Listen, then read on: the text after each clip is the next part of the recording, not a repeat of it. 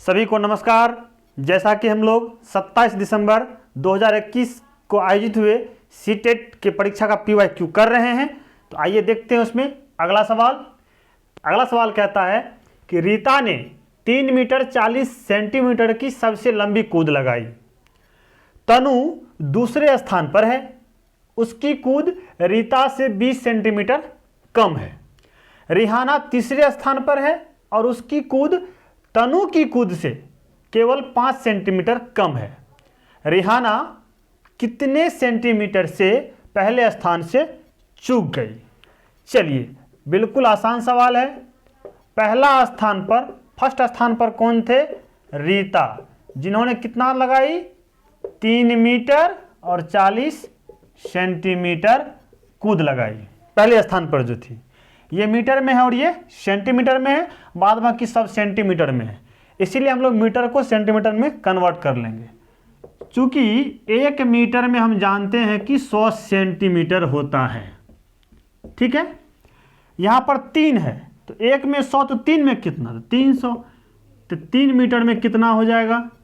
तो 3 गुना 100 यानी कि 300 सेंटीमीटर हो जाएगा। 3 मीटर को हम बदलेंगे सेंटीमीटर में, तो ये हो जाएगा 300 सेंटीमीटर प्लस यहाँ पर 40 सेंटीमीटर है। इस तरीक़ा से 340 सेंटीमीटर हुआ। 3 मीटर और 40 सेंटीमीटर का अर्थ हुआ 340 सेंटीमीटर। दूसरे स्थान पर तनु थी। तनु कितना लगाई? रीता से 20 सेंटीमीटर कम। तो रीता कितना लगाई थी? 340 सेंटीमीटर, है ना। इसमें 20 कम, यानी कि 320 सेंटीमीटर की छलांग लगाई दूसरे स्थान पर जो तनु थी। रिहाना तीसरे स्थान पर है। रिहाना जो है ना, 3rd पोजीशन पर रहा, उसका नाम था रिहाना, है ना। तीसरे स्थान पर है, जो तनु की कूद से, तनु कितना कूदी थी? 320, इसके कूद से 5 सेंटीमीटर कम है। तो तनु का 320 है, इसमें से 5 कम कर देंगे, यानी 315 सेंटीमीटर कूद लगाई। कौन? तीसरे स्थान पर रिहाना थी। सवाल आपसे ये पूछ रहा है कि रिहाना, मतलब ये रिहाना जो है कितने सेंटीमीटर से चूक गई पहले स्थान पर? तो पहले स्थान वाली 340 लगाई और तीसरे स्थान वाले से पूछा जा रहा था, ये 315 लगाई। तो कितना चूक गई लिखेंगे, इसीलिए अभिष्ट अंतर कितना से चूकी? 340 चाहिए था, 315 ही मार दी थी।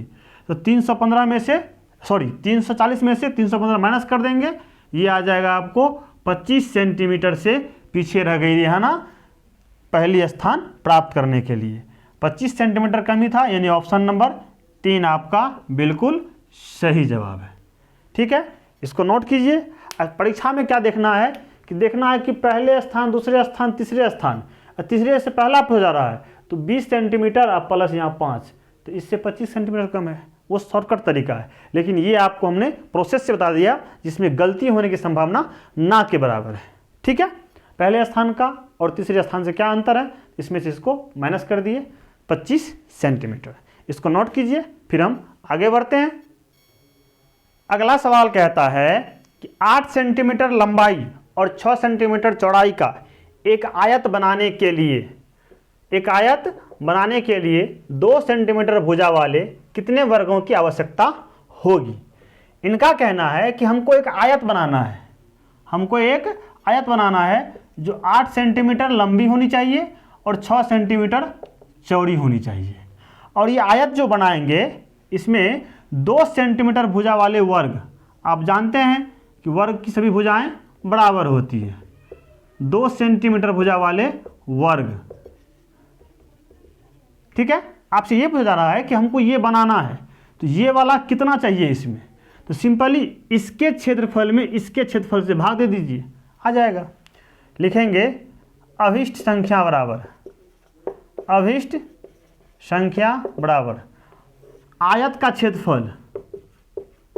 आयत का क्षेत्रफल जो बनाना है और जिससे बनाना है उससे भाग।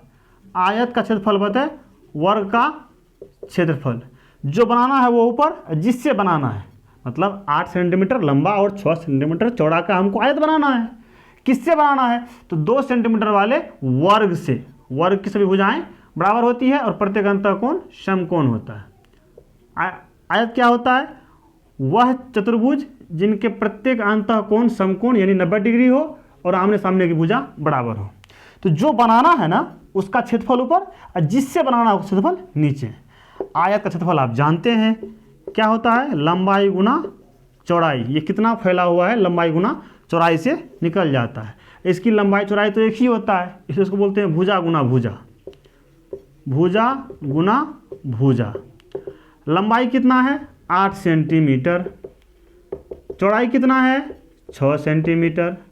बटे भुजा जो है वर्ग की वो है 2 सेंटीमीटर गुना 2 सेंटीमीटर।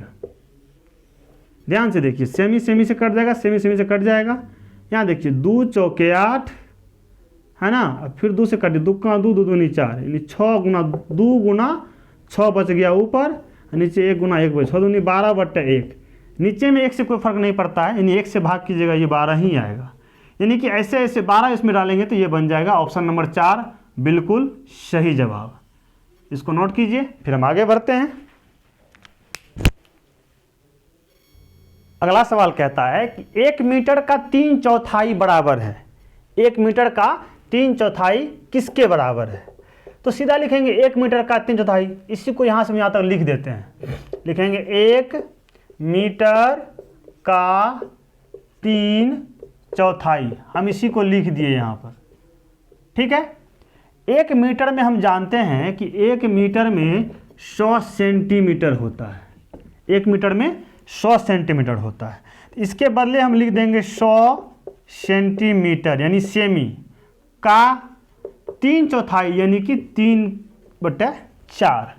3/4 यानी कि 4 भाग में 3 भाग। 3/4 मतलब 4 नीचे, चौथा भाग में बांटना है। 3 को 4 भाग में बांटना है, 3/4। ठीक है। अब देखिए 100 सेंटीमीटर को रहने दीजिए। का अर्थ होता है गुना 3/4। 4 एकम 4, 25 चौके 100। 25 गुना 3 कितना हो जाएगा? 75 सेंटीमीटर बट्टे 1। बट्टे 1 से कोई फर्क नहीं पड़ता है, 75 सेंटीमीटर। यानी ऑप्शन नंबर 2 बिल्कुल सही जवाब है। बहुत ही आसान सवाल, इसको नोट कीजिए, फिर हम आगे बढ़ते हैं। अगला सवाल कहता है कि रिंकू प्रतिदिन विद्यालय पहुंचने के लिए साइकिल का प्रयोग करता है। यदि वह 6 किलोमीटर प्रति घंटा की चाल से विद्यालय पहुंचने में 13 मिनट लगाता है तो उसके घर और विद्यालय के बीच की दूरी, इनका चाल दिया हुआ है और समय दिया हुआ है। आपको सिर्फ दूरी निकालना है। इसको हम लोग 2 तरीका से बना सकते हैं। सॉल्यूशन लिखेंगे सबसे पहले। चाल, चाल किस में दिया हुआ है? 6 किलोमीटर प्रति घंटा, और बात चल रहा है मिनट और मीटर का। तो पहले इसको हम मिनट और मीटर में बदल लेंगे। तो चूंकि 1 किलोमीटर में 1000 मीटर होता है, 1000 मीटर होता है, तो 6 किलोमीटर में कितना होगा? तो 6 किलोमीटर में, इसीलिए 6 किलोमीटर में, तो 1 में 1000 तो 6 में 6000, यानी 6 गुना हो जाएगा आपको 1000 मीटर। यानी इसका अर्थ हो गया कि 6000 मीटर। ठीक है। घंटा, प्रति घंटा यानी प्रत्येक घंटा है, यानी कि प्रत्येक मतलब 1 घंटा में होता है 60 मिनट। हम ये भी जानते हैं। इसको हम लोग क्या करेंगे? 6 किलोमीटर को लिख देंगे 6000 मीटर। इसको लिख देंगे 6000 मीटर। अब बटा कर देंगे, घंटा है यानी कि 60 मिनट। 60 मिनट, मीटर और मिनट। ध्यान से देखिए, ये शून्य इससे कट जाएगा, शून्य शून्य कट जाता है। अब देखिए 6 से, 6 6, 106 के 600, यानी 6 से काटेंगे तो ये 1 बार में और ये 100 बार में। 6 6, 106 के 600, यानी इसको आप ठीक से देखिएगा तो ये हो गया 100 मीटर। 100 मीटर प्रत्येक मिनट चलता है इनका चाल। प्रत्येक मिनट इनका चाल जो है 1 मीटर है। मतलब कहने का सेंस ये हुआ कि 100 मीटर जाती है 1 मिनट में। 100 मीटर 1 मिनट में। हमको दिया हुआ है मिनट, निकालना है मीटर। तो एक ही के नियम से कहता है जो निकालना है आपको उसको बाद में लिखिए। तो आपको निकालना तो है मीटर दूरी, इसको बाद में लिखिए। इसको ऐसे लिखिए, चूँकि एक मिनट में 100 मीटर जाती है, 100 मीटर जाती है इस चाल के अनुसार, इसीलिए क्या मीटर है, क्या मिनट है, 13 मिनट में कितना जाएगी, 13 मिनट में कितना जाएगी। तो 1 मिनट में 100 मीटर जाती है तो 13 मिनट में, तो 13 से यहाँ बढ़ रहे हैं ना, 1 से बढ़ के 13 हो रहे हैं, तो गुना हो जाएगा, ये 13 गुना 100 यानी कि 1300 मीटर जाएगी 13 मिनट में। 1 मिनट में 100 मीटर है, 13 मिनट में 1300 मीटर, यानी इसके घर और विद्यालय के बीच की दूरी 1300 मीटर है, यानी ऑप्शन नंबर 4 बिल्कुल सही जवाब है। एक तरीका तो ये हो गया, ठीक है। दूसरा तरीका यदि आप इस्तेमाल कीजिएगा वो आपका हो जाएगा, क्या निकालना है, दूरी निकालना है। दूरी बराबर चाल गुना समय होता है, ठीक है। तो चाल कितना हम निकाले यहाँ पर, इसी को सरल करके हम निकाले यहाँ पे चाल, यानी कि 100 मीटर प्रति मिनट, गुना हो जाएगा यहाँ पर 13 मिनट से, मिनट कैंसिल, 13 गुना 100 यानी कि 1300 मीटर। ऐसे भी निकालिएगा तो आपको ऑप्शन नंबर 4 1300 ही आता है। आप इस सवाल को 2 तरीका से बना सकते थे, इसको नोट कीजिए, फिर हम लोग आगे बढ़ते हैं। अगला सवाल कहता है कि 2 - 2 + 2 - 2 + 2 - 2 इस तरीका से कंटिन्यूसली चलते रहता है, n का मान क्या होगा। देखिए कहता है 2 - 2 + 2 - 2 + 2 - 2 ये चलते रहेगा n तक। यहाँ पे कुछ नहीं तो प्लस छिपा हुआ है। अब हम लोग देखेंगे कि क्या होता है। तो सम संख्या का अर्थ तो आप समझ रहे हैं कि 2 4 6 8, विषम का भी आप अर्थ समझ रहे हैं जो 2 से विभाजित नहीं हुए, 1 3 5 7 9 इस तरीका से, ठीक है ना। अब पूछा जा रहा है कि यहाँ पर क्या होगा, n जब सम संख्या होगा तब क्या, विषम होगा तब क्या। मान लेते हैं कि n सम संख्या है 2 4 6 8 की सीक्वेंस में, यहाँ पे 2 2 4 2 6 के सीक्वेंस में, यानी कि अभी सम संख्या है। तो +2 - 2 यानी कि 2 में से 2 गया 0, प्लस 2 में से 2 गया 0, 2 में से 2 गया 0, 0 में 0 जोड़ते रहिएगा, जिंदगी भर 0 ही आएगा। ऐसा कब होगा, जब 2 एक साथ रहेगा। जब 2 रहेगा फिर 2 बढ़ाएंगे 4, फिर 2 बढ़ाएंगे 6, ऐसा रहेगा। यानी कि जब ये सीक्वेंस जो है ना सम संख्या में रहेगा, 2 4 6 8 इस सीक्वेंस में रहेगा, तो 2 2 मिलके 0 हो जाता है, क्योंकि जितने प्लस उतने माइनस हम लोग काट के 0 कर देते हैं ना। ऐसे भी 2 रुपया कमाए 2 रुपया खर्चा कर दिए, क्या बचेगा 0, 0 0 जोड़ते रहिएगा 0 ही आएगा। मतलब n यदि सम संख्या रहेगा तो उसका मान कितना आ जाएगा, 0 आ जाएगा, ठीक है। अब देखते हैं एक बार n यदि विषम संख्या हो, तो +2 - 2 + 2 - 2 + 2 है ना, विषम संख्या ले लीजिए, 2 2 4 1 5 ले लेते हैं। अब देखते हैं क्या होता है। तो ये दोनों कट के तो 0, ये दोनों कट के तो 0, लेकिन यहाँ पे +2 आ जाएगा। तो n जब विषम संख्या में रहेगा, तो इसका मान 0 जोड़ 0 जोड़ यहाँ 2 बचेगा, यानी कि 2 आएगा। अब इसी पे आपका सवाल बन जाएगा।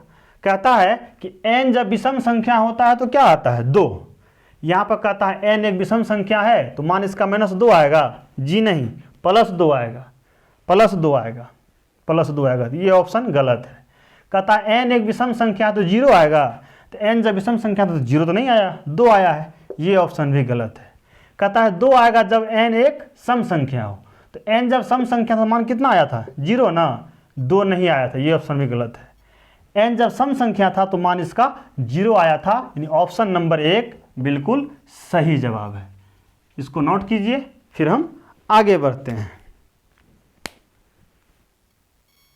अगला सवाल कहता है कि अनीस मेले में बेचने के लिए पूरी बाल्टी नींबू पानी बनाता है, ठीक है। मेला में उसको नींबू पानी बेचना है, पूरा बाल्टी बनाता है।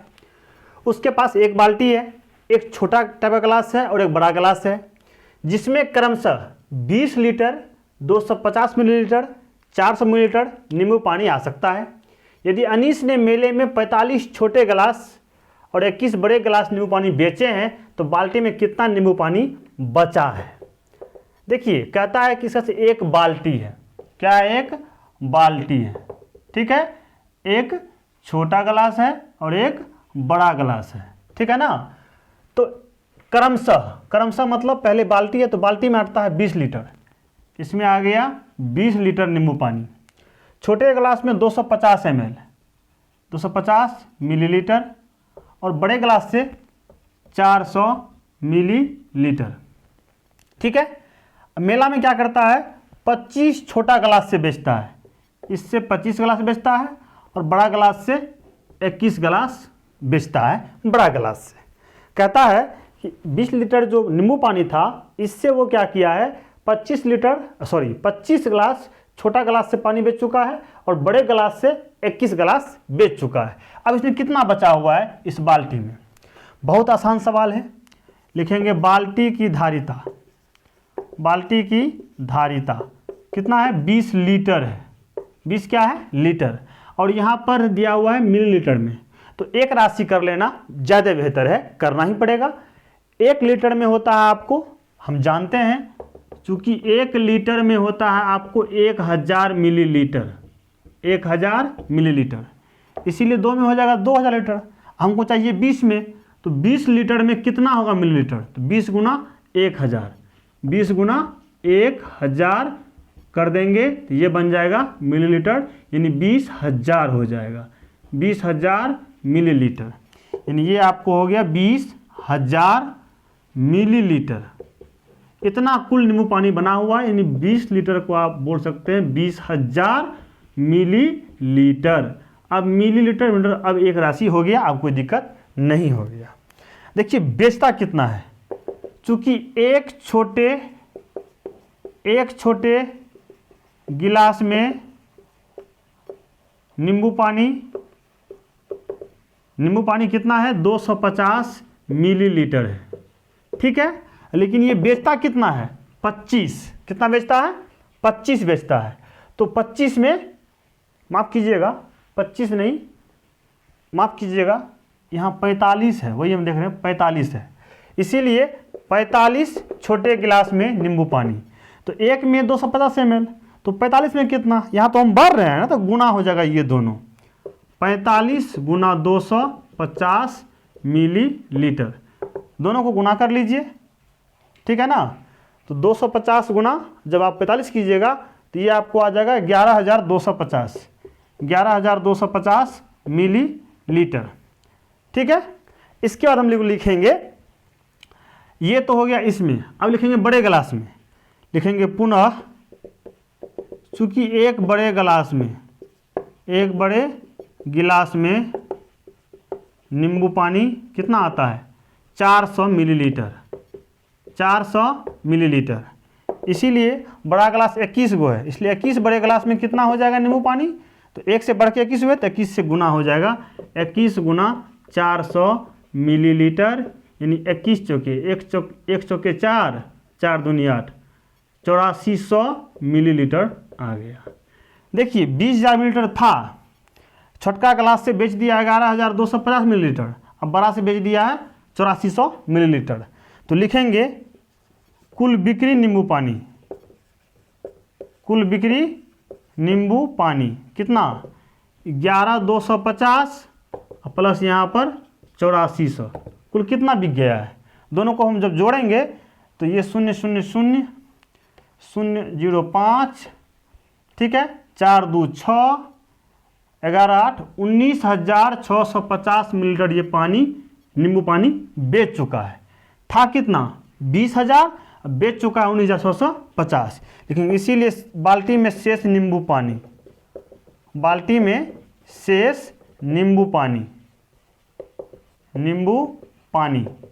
20,000 में से 19,650 को माइनस कर दीजिएगा, तो यहाँ देखिए 20,000 19,650, शून्य में शून्य गया शून्य, शून्य से 5 माइनस नहीं होगा, यहाँ भी नहीं है, यहाँ से 1 दहें 10, 1 निकालिए 9, 1 दहें 10, फिर दीजिए उसको 9, फिर 1 दहें 10, 10 में से 5 गया 5, 9 में से 6 गया 3, 9 में से 9 गया 0 0, यानी 350 मिलीलीटर, 350 मिलीलीटर। क्यों?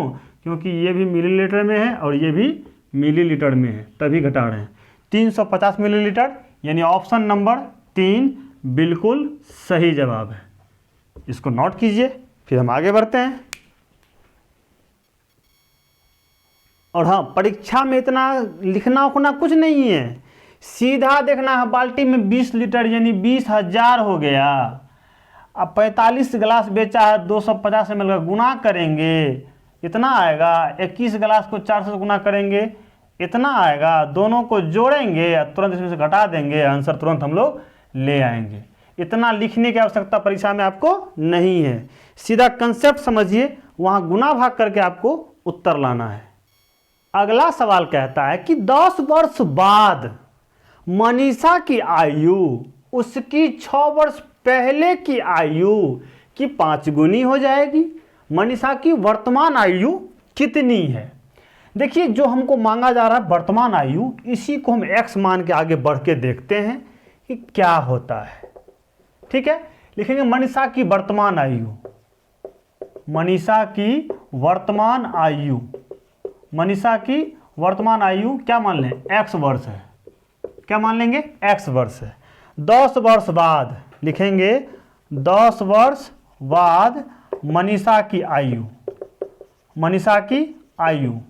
तो वर्तमान में x है, तो 10 वर्ष के बाद तो 10 उसमें जुड़ जाएगा, x प्लस 10 वर्ष हो जाएगा।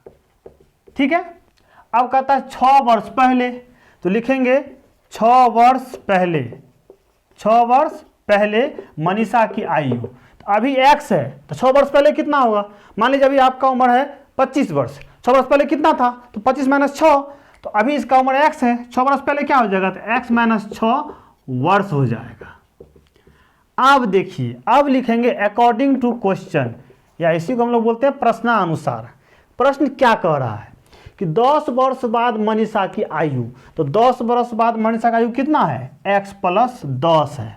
ठीक है, कहता है 10 वर्ष बाद मनीषा की आयु उसकी 6 वर्ष पहले की आयु, तो 6 वर्ष पहले की आयु क्या है? x माइनस 6 है।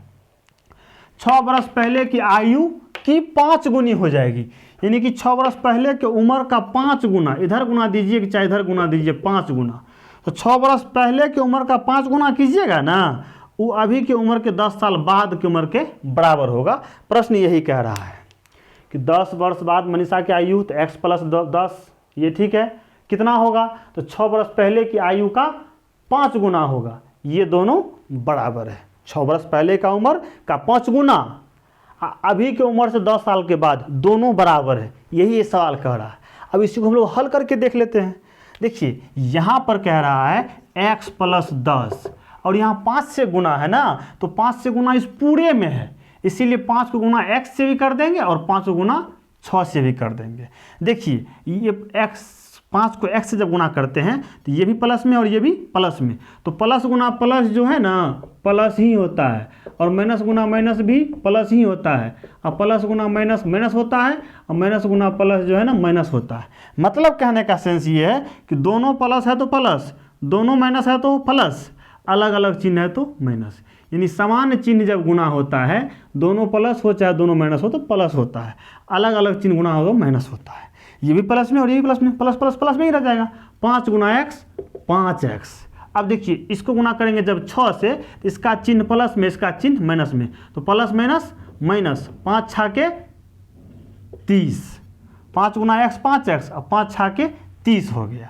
अब कुछ नहीं करना है, x वाले को x वाले एक तरफ कर लेंगे और संख्या को एक तरफ कर लेंगे। x वाला एगो यहाँ है एगो यहाँ है, एक तरफ कर देते हैं, इस x को हम उधर भेज देते हैं, इधर बच जाएगा 10 बराबर, ये x यहाँ प्लस में है, दूसरे तरफ जाएगा तो वहाँ हो जाएगा आपको जो पहले से है रहने दीजिए, इधर आके ये हो जाएगा माइनस में। क्या हो जाएगा? माइनस में। अब देखिए, यहाँ संख्या है, यहाँ भी संख्या है, तो संख्या को संख्या तरफ कर देंगे, इधर 10 पहले से है, ये संख्या यहाँ पर 30 माइनस में है ना, इधर आ जाएगा तो ये हो जाएगा आपको प्लस में। इधर आपको क्या बच गया? 5x माइनस x बच गया, 5x माइनस x बच गया। 10 और 30 को जोड़ेंगे तो 40 होगा, और यहाँ 5x में से एगो x घट जाएगा तो 4x हो जाएगा। अब देखिए, हमको 4 यहाँ गुना में ना है, इधर भेज देंगे तो क्या हो जाएगा? भाग में हो जाएगा, इधर x बच जाएगा। 4 का 4, 4 दहें 40, यानी 10/1, ये आपको आ गया 10/1 बराबर x। बट्टा x से कोई फर्क नहीं पड़ता है, 10 बराबर x हुआ। इसका मतलब इसको उल्टा के हम लिख सकते हैं, डंडी को घुमा सकते हैं। 10 के बराबर यदि x का है, 10 यदि x के बराबर है तो x भी 10 के बराबर है, तो इसको हम लिख सकते हैं x बराबर 10। x हम किसको माने थे? मनीषा की वर्तमान आयु को ही हमने x माना था, जिस x का मान 10 वर्ष आ गया। इसका मतलब इसी x का मान हमने 10 वर्ष निकाला है, 10 वर्ष निकाला है। तो 10 x क्या था? मनीषा की वर्तमान आयु। सवाल क्या कह रहा है? वर्तमान आयु ही बताइए, कितना आया? 10। ऑप्शन नंबर 4 बिल्कुल सही जवाब है। आप क्या लिख सकते हैं? अतः मनीषा की वर्तमान आयु, मनीषा की वर्तमान आयु जिसको x माने थे, उसी x का मान 10 वर्ष आया। ऑप्शन नंबर 4 बिल्कुल सही है। इसको नोट कीजिए, फिर हम आगे बढ़ते हैं। अगला सवाल कहता है कि राष्ट्रीय पाठ्यक्रम रूपरेखा यानी कि एनसीएफ 2005, नेशनल करिकुलम फ्रेमवर्क 2005 का विचार है कि विद्यालय में गणित उस स्थिति में होता है जहां छात्र प्रश्नों का हल पेपर पेंसिल तकनीक से करने में सक्षम है। सूत्रों और कार्यविधियों पर ध्यान केंद्रित करते हुए छात्र गणित पढ़ रहे हैं। छात्र गणित को अपने जीवन के अनुभवों के भाग जैसा देखते हैं तथा अर्थपूर्ण प्रश्नों को प्रस्तुत और हल करते हैं। और चौथा कहता है गणित की परीक्षा में छात्र सफलतापूर्वक प्रदर्शन करते हैं। देखिए इसमें पहला ऑप्शन जो कहता है छात्र प्रश्नों का हल पेपर पेंसिल तकनीक करने में सक्षम है, ये बिल्कुल भी सही नहीं है, क्योंकि ये पुरानी जो शिक्षा पद्धति थी जिसमें शिक्षक केंद्रित शिक्षा होती थी, उसमें इस तकनीक का इस्तेमाल किया जाता था। और ये कहा जाता था कि सारे सवाल को बिना मतलब अभी का क्या है ना कि वो कह रहा है कि बच्चों को आप करने के लिए दीजिए, खेलने के लिए दीजिए और उसको खेल खेल में सिखाइए और खुद करके खुद वो अपना मतलब एक सूत्र तैयार कर ले, अपना एक कंसेप्ट तैयार कर ले, ऐसी शिक्षा होनी चाहिए। तो ऐसी स्थिति में एनसीएफ 2005 कहता है कि सूत्रों और कार्यविधियों पर ध्यान केंद्रित करते हुए छात्र गणित पढ़ रहे हैं, ये भी आपको शिक्षक केंद्रित पद्धति में ही होता है, ये ऑप्शन भी सही नहीं है। और गणित की परीक्षा में छात्र सफलता पर प्रश्न तभी करेंगे जब छात्र का कंसेप्ट बिल्कुल क्लियर होगा। ठीक है, तो एनसीएफ का कहना हुआ कि छात्र गणित अपने जीवन के अनुभवों के भाग जैसे देखते हैं। 3 का ऑप्शन बिल्कुल सही है। यहां पे कहा गया है कि आप बच्चों को गणित इस तरीका से सिखाएं जो छात्र केंद्रित शिक्षा हो। आप बच्चों को किसी खरीद बिक्री के बारे में बताना चाह रहे हैं तो आप उनसे ये कहिए कि आपने आज किराना दुकान पे गए थे, ठीक है, तो किराना दुकान से आपको जो पर्ची मिला है ना दाल राशन का, वो लेके आओ और उस पर चर्चा करवाइए। फिर आप उसको यदि ज्यामिति का चर्चा कर रहे हैं तो आप उनसे ये बताइए कि आपका खेत कैसा है ना, आप फुटबॉल खेलते हैं तो फुटबॉल कैसा है। तो इन सारी बातों को देखते हुए कहता है ना कि लर्न विथ प्ले, और इसके साथ साथ बच्चों का जो दिन भर वो देखते हैं, दिन भर जो वो करते हैं, उनसे उनके ज्ञान को रिलेट कर दीजिए, कोरिलेट कर दीजिए, इनको तारतम्य जोड़ दीजिए। तो बच्चा जो दिन भर करता है और ये भी कहता है कि अपने क्षेत्रीय भाषा में उसको कोरिलेट कीजिए, तो इससे क्या होगा, बच्चे खेल खेल में सीखेंगे। उसको ये लगेगा ही नहीं कि हम विद्यालय में पढ़ने आए हैं या गणित सीखने आए हैं, उसको लगेगा ये तो दिन रात का ये सब है। तो उनको विद्यालय से जुड़ा महसूस होगा और गणित पढ़ने में जरा सा भी उसको दिक्कत नहीं होगा, क्योंकि उनको लगेगा कि हम तो घर की भाषा से सीख रहे हैं, घर में जो काम करते हैं वो देख रहे हैं, है ना, घर में जो कुछ कर रहे हैं उसी को सर यहाँ बता रहे हैं। तो ये तो घर वाला माहौल उसको हो जाएगा, घर वाला कंसेप्ट भी हो जाएगा।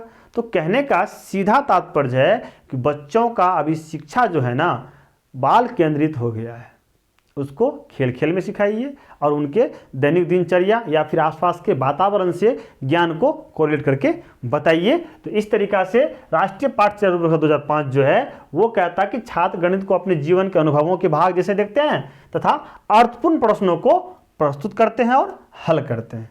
आज का क्लास यहीं तक, मिलते हैं फिर अगले क्लास में अगले सवाल के साथ।